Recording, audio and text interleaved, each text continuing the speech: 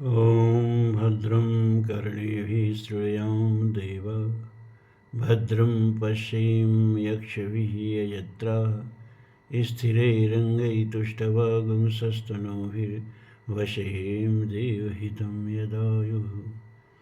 ॐ स्वस्ति नः इन्द्रो वृद्धस्रवाः स्वस्ति नः पूषा विश्ववेदाः स्वस्ति नस्तारक्ष्यो अरिष्टनेमिः स्वस्ति नः बृहस्पतिर्दधातु। ॐ विश्वानि देवशवितुर्दुरितानि पराशु यद्भद्रं तन्न आशु। धर्म प्राण सत्संग प्रेमी सज्जनों, प्रश्नोपनिषद का चौथा प्रश्न बताया ना कि 6 लोगों ने 6 प्रश्न किए हैं। एक एक प्रश्न में कई कई प्रश्न हैं। जैसे इसी में जो प्रश्न कर रहे हैं वो 5 प्रश्न कर रहे हैं। अथैनं सौर्यायणी गार्ग्यः पप्रच्छ भगवन्नेतस्तस्मिन् पुरुषे कानि स्वपन्ति कानि इसमें जागर्ति कतर एषः देवः स्वप्नान् पश्यति कस्येतत् सुखं भवति कस्मिन्नु सर्वे संप्रतिष्ठिता भवन्तीति। कुल 5 प्रश्न हो गया। पूछ कौन रहा है? सौर्यायणी गार्ग्य।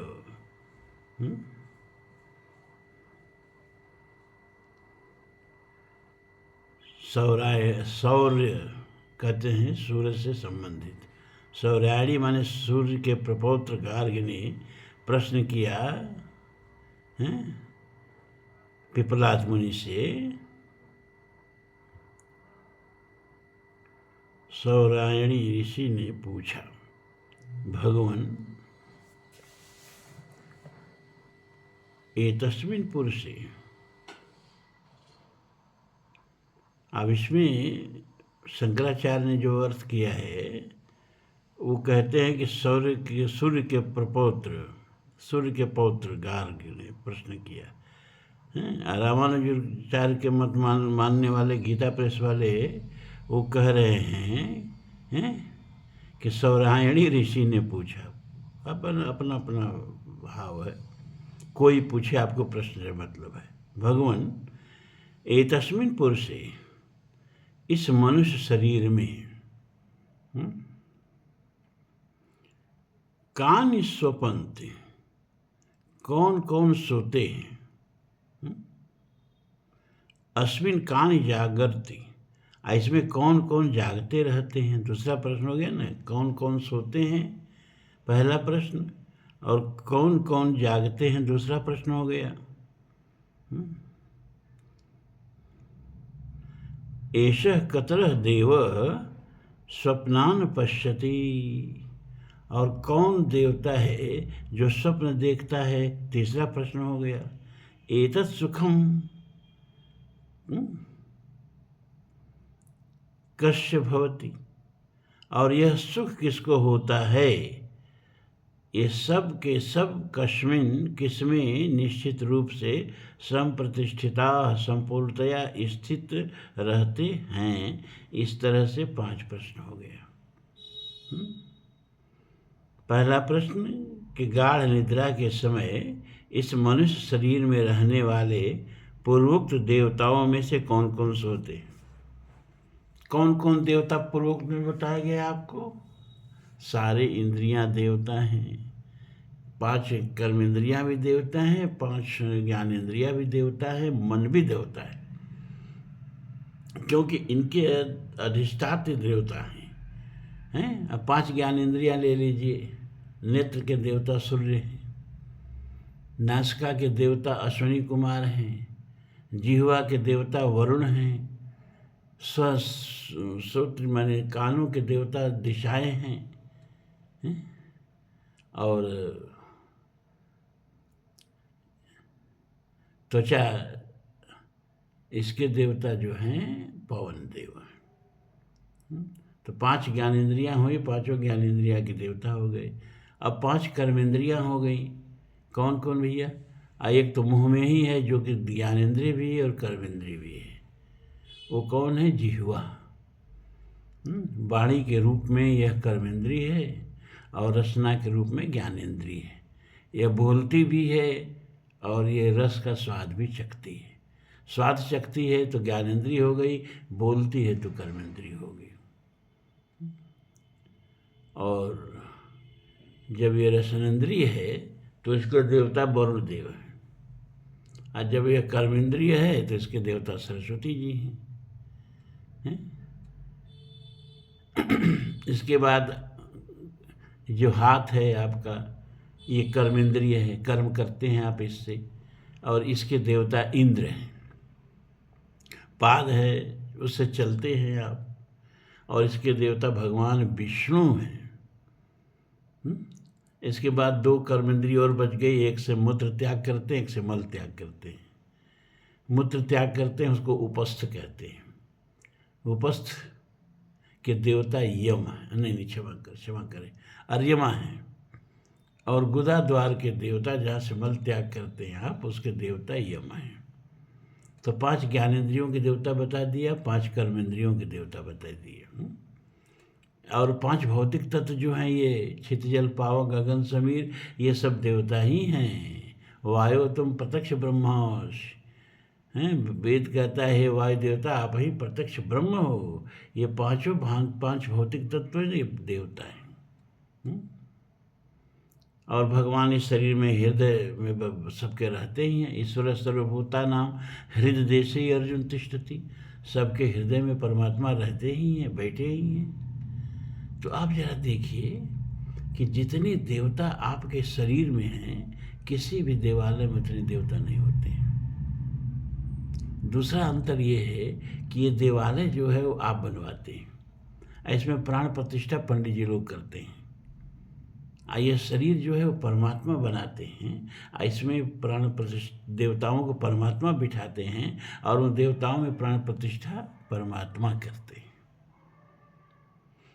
तो सबसे बड़ा मंदिर, सबसे बड़ा देवालय आपका शरीर हुआ कि नहीं हुआ? जो अपने शरीर को देवालय नहीं समझते हैं, वो दुनिया भर के देवालय में घूम के घंटा बजावे, कुछ नहीं होना है। संगम भी इसी शरीर में है। इंगला पिंगला ताना भरनी सुषमन तार से बीनी चदरिया। ईड़ा रूपी गंगा, पिंगला रूपी जमुना और सुषमना रूपी सरस्वती, तीनों यहाँ त्रिकुटी पर मिलते हैं। इसको संगम कहते हैं। इस भीतर के संगम में जो स्नान कर लिया, अपने कुंडलनी को जागृत करके यहाँ उसको नहलवा दिया, वह वास्तविक स्नान है। लेकिन मंदिरों का महत्व है। इससे राष्ट्र का निर्माण होता है, इससे समाज का निर्माण होता है। विशाल विभिन्नताओं से भरा हुआ समाज एक दिशा में सोचने लगता है, तब राष्ट्र बनता है। और राष्ट्र इसी तरह से बनता है। 51 शक्तिपीठ, 12 ज्योतिर्लिंग, 4 धाम, गंगा यमुना। विदेशों में भी अगर कोई कट्टर हिंदू रहता है तो अपने घर में गंगा जल शीशी में रखता है। तो दोनों का बड़ा महत्व है। लेकिन जब हम अध्यात्म की चर्चा करेंगे तब इस शरीर रूपी मंदिर की चर्चा करेंगे और इसी शरीर में परमात्मा के ढूंढने की बात करेंगे। जब हम उपनिषद में जाएंगे तब तो इसी सब की बात होगी। हाँ, पुराणों में जब आएंगे तब फिर बाहर जगत में परमात्मा कहाँ कहाँ है, तीर्थ कहाँ कहाँ है, कौन कौन व्रत है, उसकी बात करेंगे। तो सौर्यायणी पूछते हैं 5 प्रश्न। पहला ये कि गाढ़ निद्रा के समय इस मनुष्य शरीर में रहने वाले पूर्वोक्त देवताओं में से कौन कौन से होते हैं? पूर्वोक्त देवता हमने बता दिया, इंद्रियों के देवता, मन भी देवता। अच्छा भैया, कौन कौन से जागते हैं? और सबसे बड़ा देवता प्राण। देखा ना कि जब प्राण निकलने लगा तो सब बेकार हो गए। नहीं, सबको लगता था हम शरीर को धारण करते हैं, हम शरीर को धारण करते हैं। प्राण ने कहा था आप लोग धारण करिए, हम चल रहे हैं। और जब प्राण चलने लगा तो सब निकलने लगे। तो प्राण सबसे बड़ा देवता है, सबसे वरिष्ठ है, और 5 प्रकार का प्राण होता है। तो ये सब ध्यान में रखिएगा। अब इसमें निद्रा के समय कौन कौन सोते हैं और कौन कौन जागते हैं, क्योंकि कोई न कोई तो जागता है। निद्रा के समय सब सो जाते हैं तो शरीर मर ही जाता है, लेकिन सोते भी हैं। कुछ लोग सोते हैं, कुछ जाग करके पहरा देते हैं। शरीर का कार्य व्यापार चलता रहता है। अच्छा, स्वप्न कौन देखता है? तीसरा प्रश्न हो गया। और किसको सुख मिलता है शरीर में? चौथा प्रश्न हो गया। और किसमें सबकी प्रतिष्ठा है? सबका मालिक कौन है, स्वामी कौन है? अंत में किसमें सब जाके विश्राम करते हैं? 5वां प्रश्न हो गया।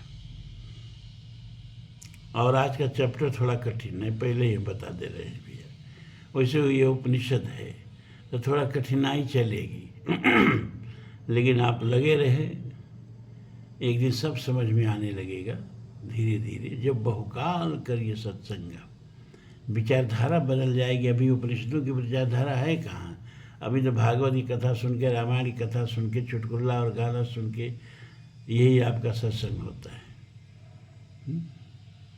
ये उपनिषद कथा कौन कहता है, कौन सुनता है? आप कुंभ में जाइए ना, हजारों शिविर लगे हैं। किसी भी शिविर में अगर उपनिषद पर कथा हो तो बताना, गीता पर कथा हो तो बताना, वही भागवत वही रामायण सब जगह। तस्मै स होवाच यथा गार्ग मरीचयो अर्कस्यातं गच्छतः सर्वा एतस्मिन् तेजो मंडल एकी भवन्ति ता पुनः पुनरुदयतः प्रचरन्त्येव ह वै तत्सर्वं परे देवे मनस्येकी भवति। तेन तर्हेषु पुरुष न शृणोति न पश्यति न जिघ्नति न रसयते न स्पृशते नाभिवदते नादत्ते नानन्दयते न विसृजते नेयायते स्वपेतीत्याचक्षते। बड़ी कठिन संस्कृत होती है वैदिक संस्कृत। तस्मै स होवाच, उनसे उन प्रसिद्ध महर्षि ने कहा कि हे गार्ग्य, देखिए यहाँ गार्ग्य आया ना, यथा जिस प्रकार अस्तम गच्छत अर्कस्य, अस्त होते हुए सूर्य की सर्वा मरीचय, मरीचि माने किरण होता है, सर्वा मरीचि माने सबकी सब किरणें, एतस्मिन् तेजो मंडले, इस तेजो मंडल में एकी भवन्ति, समा जाती हैं, एक हो जाती हैं। उदयतः स्था, और उदय होने पर पुनः पुनः प्रचरन्ति, सब और फैल जाती। ता, उदय होने पर वे सब पुनः पुनः प्रचरती, सब और फैल जाती। ह एवं वै, ठीक ऐसे ही तत्सर्वम, वे सब इंद्रियां भी परे देवे मनसि, परम देव मन में एकी भवति, एक हो जाती। तेन तरहि एषः पुरुषः, इस कारण उस समय यह जीवात्मा न शृणोति, न तो सुनता है, न पश्यति, न देखता है, न जिघ्नति, न सूंघता है, न रसयते, न स्वाद लेता है, न स्पृशते, न स्पर्श करता है, न अभिवदते, न बोलता है, न आदत्ते, न ग्रहण करता है, न आनंदयते, न मैथुन का सुख भोगता है, न विसृजते, न मलमूत्र का त्याग करता है, न यायते, न चलता ही है, स्वपिति आचक्षते, उस समय वह सो रहा है, ये लोग कहते हैं।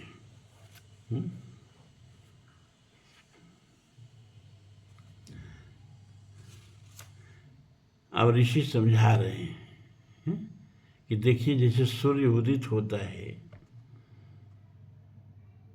पहले सूर्य जब अस्त होता है तो उसकी सारी किरणें सूर्य में समा जाती हैं और अपनी सारी किरणों को समेट के सूर्यास्त होता है। और वहीं सूर्य जब उदय होता है तो उसकी सारी किरणें फिर सब चारों ओर फैल करके गर्मी और प्रकाश देने लगती हैं। ठीक इसी तरह से ये जो मन है ना, ये सूर्य की भूमिका में है।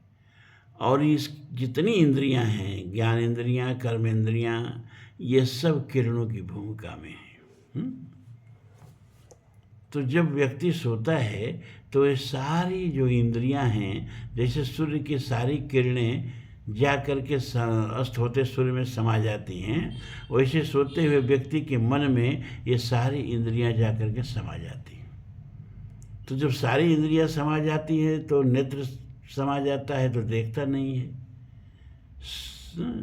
श्रवण समा जाता है, श्रवण इंद्रिय समा जाती है तो सुनता नहीं है, रसनेन्द्रिय समा जाती है तो चखता नहीं है, और घ्राणेन्द्रिय समा जाती है नासिका तो सूंघता नहीं है, और त्वक इंद्रिय समा जाती है तो स्पर्श नहीं करता है, और और कर्मेंद्रिय भी है ना, हाथ पाँव है ना, ये सब जो समा जाते हैं तो न कुछ करता है न चलता है।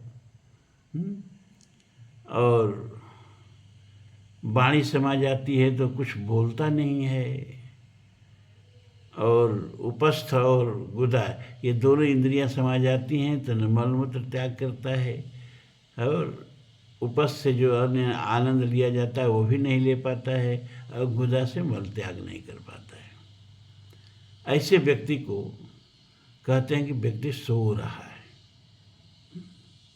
इस मंत्र में यही बताया गया है कि सब जितनी भी इंद्रियां हैं सबका देवता मन है, और जब व्यक्ति सोता है तो सारी इंद्रियां मन में समाहित हो जाती हैं।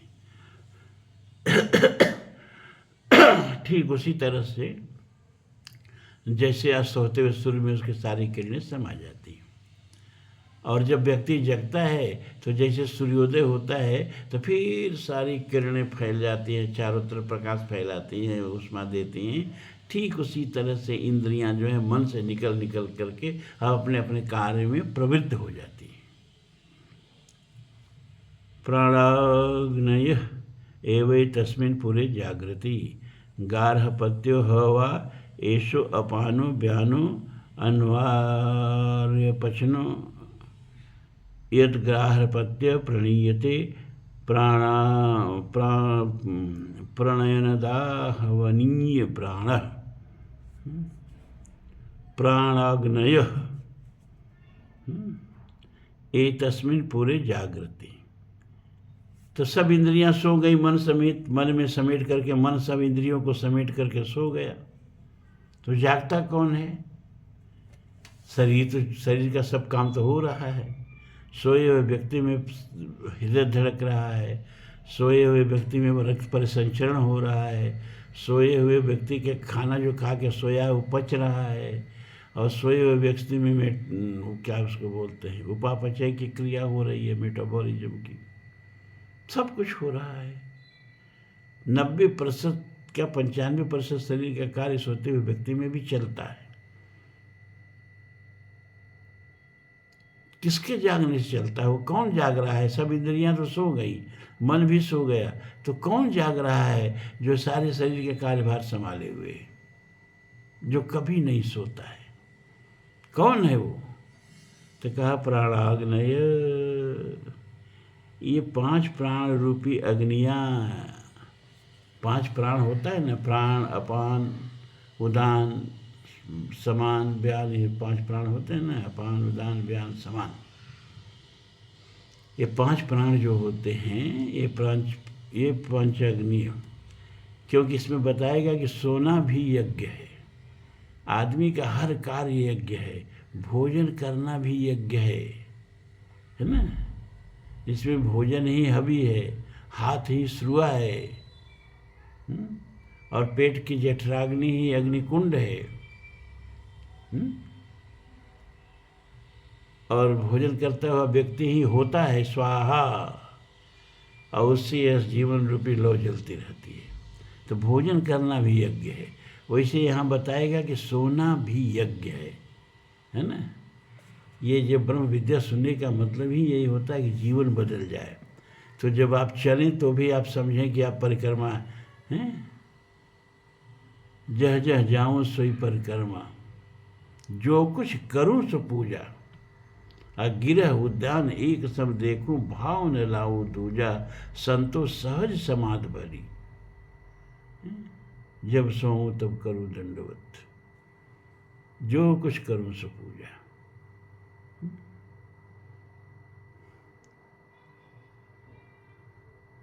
तो यहाँ बताएगा कि आपका सोना भी यज्ञ है। कैसे यज्ञ है? क्योंकि इंद्रियां सब सो गई, मन में समा गई, और सबको समेट करके मन जो है सूर्य की तरह से अस्त हो गया। मन सो गया, मन में सभी समेट करके सब कर्मेंद्रियां, सब ज्ञानेंद्रियां सो गई। तो जाग कौन रहा है? शरीर का कार्य व्यापार चल कैसे रहा है? कहा ये जो 5 अग्नि है प्राण का, प्राण की 5 अग्नि है, प्राण अपान उदान व्यान समान, ये जागती रहती हैं, ये नहीं सोती हैं। ये सो जाए तो खत्म। ह एष अपान वै, यह प्रसिद्ध अपान ही गार्हपत्य अग्नि है। अपान वायु को हम आपको बताए थे कि जो नाभि से नीचे के भाग को संभाल के रखता है, जिससे हम मलमूत्र का त्याग करते हैं, अधो क्रियाएं जिससे होती हैं, उसको अपान वायु कहते हैं। इसको ठीक से समझिए। और गार्हपत्य अग्नि क्या है भैया? और बता रहा है कि यही अपान वायु जो है, यही गार्हपत्य अग्नि है। पहले, अब तो सब खत्म हो गया, सारा हिंदू संस्कृति ही खत्म हो गई। पहले क्या है ना कि घर में अग्नि कभी बुझने नहीं दी जाती थी। कहते थे अरे उनके घर के तो आगे बुझा गई, मतलब सब नष्ट हो गया। तो हमेशा अग्नि को जलाए रखा जाता था। तो गृह में हमेशा जलने वाली अग्नि, उसको गार्हपत्य अग्नि कहते थे। उसको कभी बुझने नहीं दिया जाता था। तो गार्हपत्य अग्नि का समझ गया मतलब? हर घर में जो यतन से अग्नि जलाई रखी जाती थी, अग्नि कुंड चाहे जो कुछ रहता हो, और उसमें हमेशा अग्नि जलाई रखी जाती थी। अभी हम लोग जब बचपन में थे तो माटी के वो बोरसी बनती रहती थी, और उसमें निरंतर अग्नि, क्योंकि कभी कभी दूसरे घर से लोग आते थे, क्या भैया तनी आग, अभी आग की भिक्षा नहीं देखे हैं आप? आग मांगने आते थे लोग, हे तनी आग चाहत रहे तो आग जो जलाई रहती थी उसमें से आग दे दिया जाता था। हैं? आप लोग भी देखे होंगे, बचपन में आग की भी मंगनी होती थी। तो घर में जो निरंतर आग जलाई जाती है उसको गार्हपत्य अग्नि कहते हैं। तो ये अपान वायु जो है नीचे की, ये अपान वायु, यही अपना गार्हपत्य अग्नि, घर में जलाई जाने वाली अग्नि है। व्यान अनवार्य पचन, अनवार्य पचन नामक अग्नि दक्षिणाग्नि है।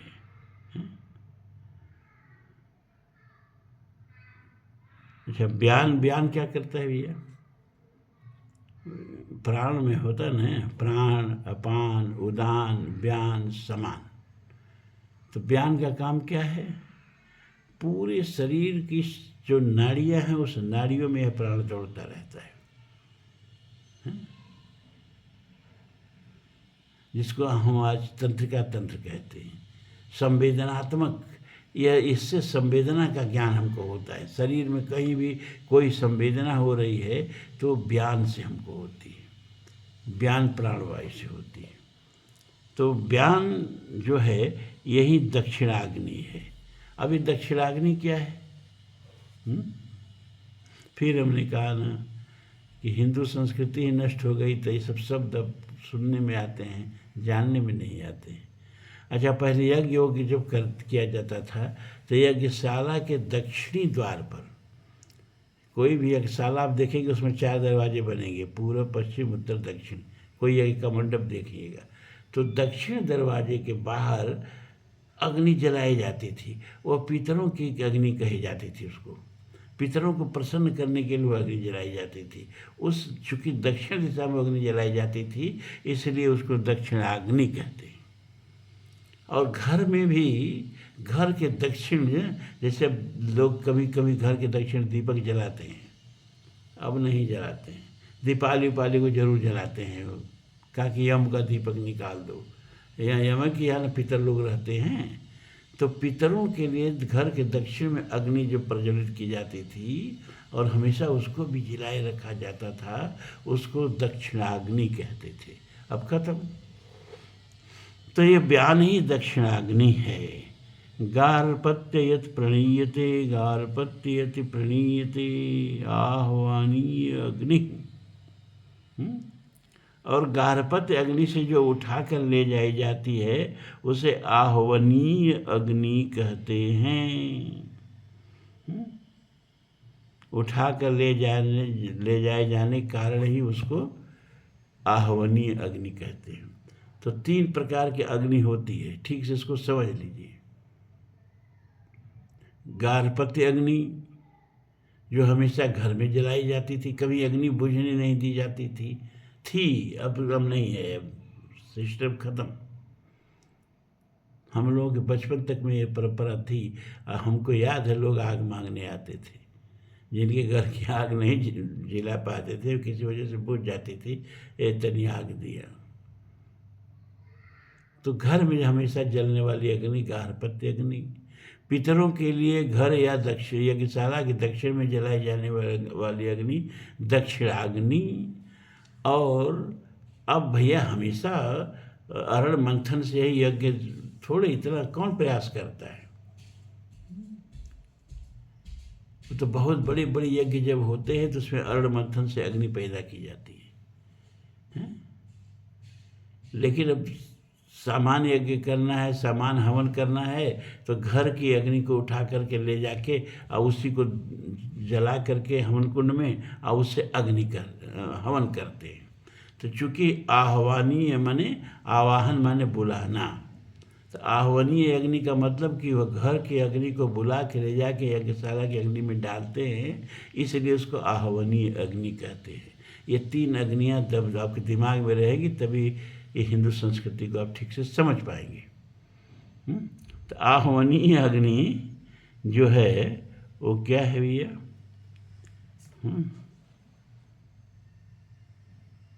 'प्राण है। 5 प्रकार का प्राण होता है ना, उसमें प्राण भी है। जो नासिका और मुख को देखता है, संभालता है, उसको प्राण कहते हैं। जो नासिका से भीतर जाता है, नासिका से बाहर आता है, तो कहा यही आह्वनीय अग्नि है। यह अग्नि जो है ये जो अपान वायु है, इससे प्राण, अपान वायु जो प्राण है, इससे वह प्राण उत्पन्न होता है। तो 3 प्रकार के प्राण शरीर में बताया। अब समान भी बताएगा अगले मंत्र में।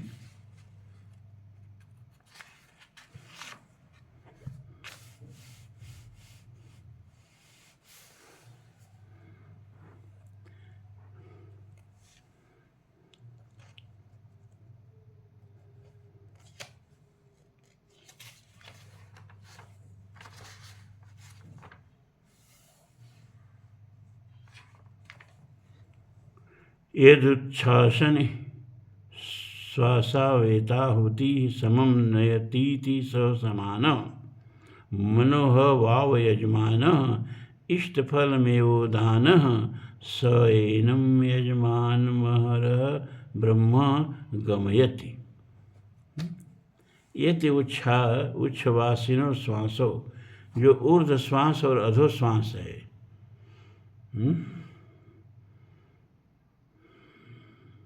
ऊर्ध्व श्वास जब हम सांस खींचते हैं और अधो श्वास जब सांस छोड़ते हैं, तो जो ऊर्ध्व श्वास और अधो श्वास है, ये दोनों आहुतियाँ हैं। हमने बताया ना कि सोने को भी यज्ञ कैसे सिद्ध किया जा रहा है। यहाँ देखिए, जीवन पूरा यज्ञमय है।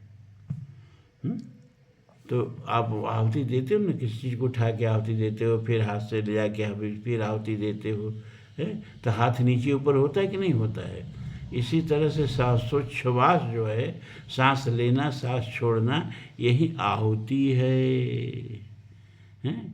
और इसको जो समभाव से पूरे शरीर में पहुंचाता है उसको समान वायु कहते हैं। वैसे समान वायु को हम बताए थे कि शरीर के मध्य भाग में रहता है। ये जो खाना वाना हम पचाते हैं समान वायु पचाते हैं, और जब खाना पच जाता है तो पूरे शरीर में उसका रस जाता है ना। यहाँ पूरा बायोलॉजी बताएंगे नहीं हम। तो पूरे शरीर में जो रक्त परिसंचरण भी जो है कैसे होता है, वायु से होता है। जहाँ भी गति है वायु की से होती है शरीर में। तो ये जो रक्त परिसंचरण है ये भी वायु से ही होता है। तो इस रक्त परिसंचरण के माध्यम से खरबों कोशिकाओं तक जो वो पोषक तत्व को पहुंचाता है उसको हम कहते हैं समान वायु। उसमें ताकत कहाँ से आती है? ये बार बार जो सांस छोड़ते हैं सांस लेते हैं सांस छोड़ते हैं, इस आहुति से आती है, उसको समान वायु कहते हैं।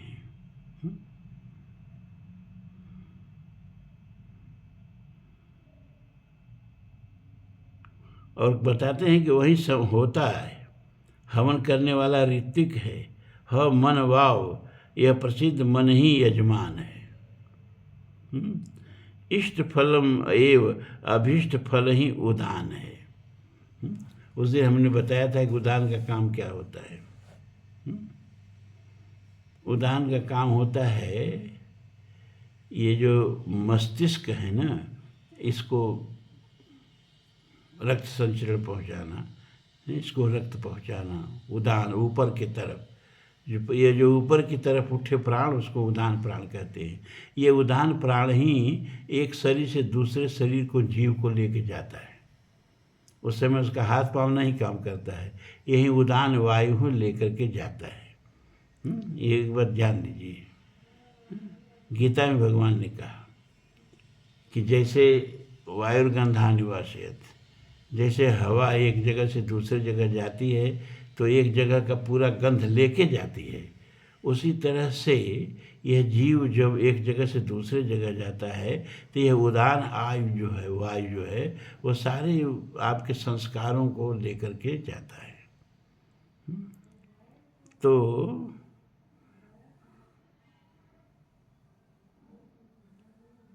ये हवन का जो अभीष्ट फल है वही उदान है, और मन रूपी यजमान को प्रतिदिन ब्रह्मलोक में भेजता है, अर्थात हृदय गुहा में ले जाता है। अब इसको फिर से समझिए, थोड़ा कठिन हम बताइए, आज का चैप्टर बहुत कठिन है। यद उच्छ्वासिन श्वासो, जो ऊर्ध्व श्वास और अधो श्वास है, ऊपर नीचे जो सांस लेते छोड़ते हैं, यही आहुतियाँ है। जैसे आहुति आप देंगे ना तो हाथ ऊपर जाएगा, फिर हवि पर जाएगा, फिर ऊपर जाएगा, फिर हवि पर जाएगा। जैसे हाथ ऊपर नीचे जाता है आहुति देते समय, उसी तरह से सांस नीचे ऊपर हो रही है, यही आहुति है। और इनको जो समभाव से पूरे शरीर में इसको जो बांटता है, ले जाता है, पहुंचाता है, उसको समान वायु है, वह समान वायु है। हमें बताया ना, समान वायु जो है वो पाचन करता है, और पाचन के बाद रस ही ना पूरे शरीर में जाके पोषण करता है, ऐसे समझिए। हैं तो ये जो समान वायु है यही होता है, और मन ही यजमान है, और उससे जो फल मिलता है वही उदान है, जो रोज सोते समय इस मन को ब्रह्म के पास पहुंचा देता है। सोते समय ये मन में कोई व्यथा नहीं, कोई पीड़ा नहीं। क्योंकि ये हृदय गुफा में जहाँ ब्रह्म का निवास है, यह उदान वायु ले जाके मन को वहाँ पहुँचा देती है।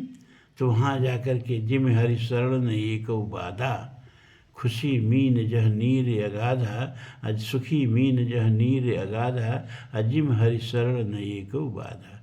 तो हरि शरण में मन रोज निद्रा के समय चला जाता है, चूँकि वह सुख प्रमादा अवस्था का सुख है, होशो हवास का सुख नहीं है, इसीलिए उसमें और समाधि सुख में अंतर हो जाता है। लेकिन समाधि में भी वही सुख है, कोई संसारिक व्यथा नहीं, और निद्रा में भी वही सुख है, कोई सांसारिक व्यथा नहीं। तो ये जो यज्ञ है, उस यज्ञ का जो फल है क्या, कि कोई व्यथा नहीं, थोड़ी देर के लिए सब सांसारिक बोझा को उतार देते हैं हम, और मन जो है वह हृदय गुहा में स्थित परमात्मा के चरणों में जाके आराम से सो जाता है। उसको वहाँ तक कौन ले जाता है, यह उदान वायु ही लेके जाती है। तो आज इतना ही। हम सोचे थे आज पूरा ख़त्म कर देंगे, लेकिन नहीं, बड़ा कठिन है।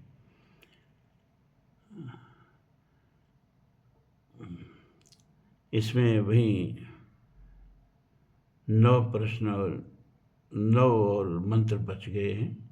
हमको लगता है 2-3 दिन लग जाएंगे। आज इतना ही। ओम पूर्णमदः पूर्णमिदं पूर्णात् पूर्णमुदच्यते पूर्णस्य पूर्णमादाय पूर्णमेवावशिष्यते। सर्वे भवन्तु सुखिनः, सर्वे सन्तु निरामयाः, सर्वे भद्राणि पश्यन्तु, मा कश्चित् दुःखभाग् भवेत्। असदो मा सद्गमय, तमसो मा ज्योतिर्गमय, मृत्युर्मा अमृतं गमय। ओम शांति शांति शांति।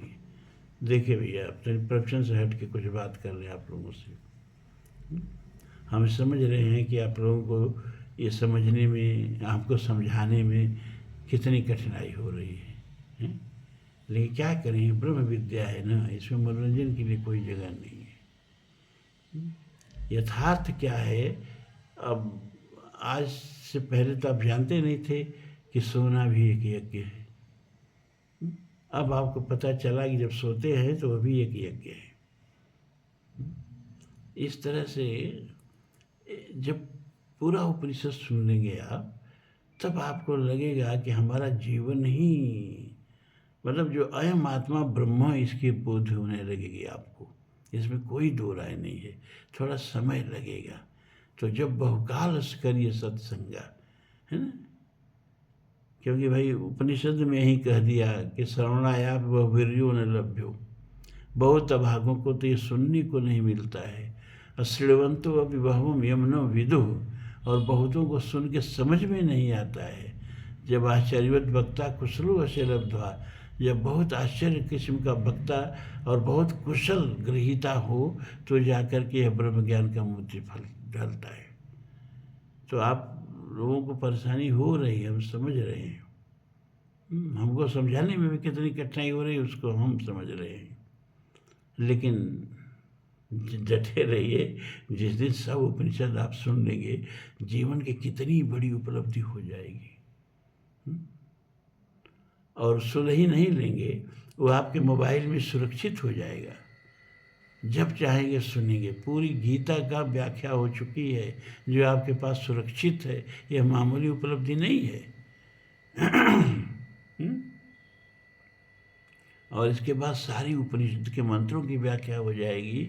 ये कोई मामूली उपलब्धि नहीं है भैया, है ना। और ये आप लोग एक तप कर रहे हो। तप में मौज नहीं मिलता है, तप में आनंद नहीं आता है। एक ज्ञान रूपी तप आप कर रहे हो, है ना। इतना जान करके आप रोज सत्संग में आइए। और आज इतना ही। फिर कल मिलेंगे महाभारत के किसी कथा के साथ।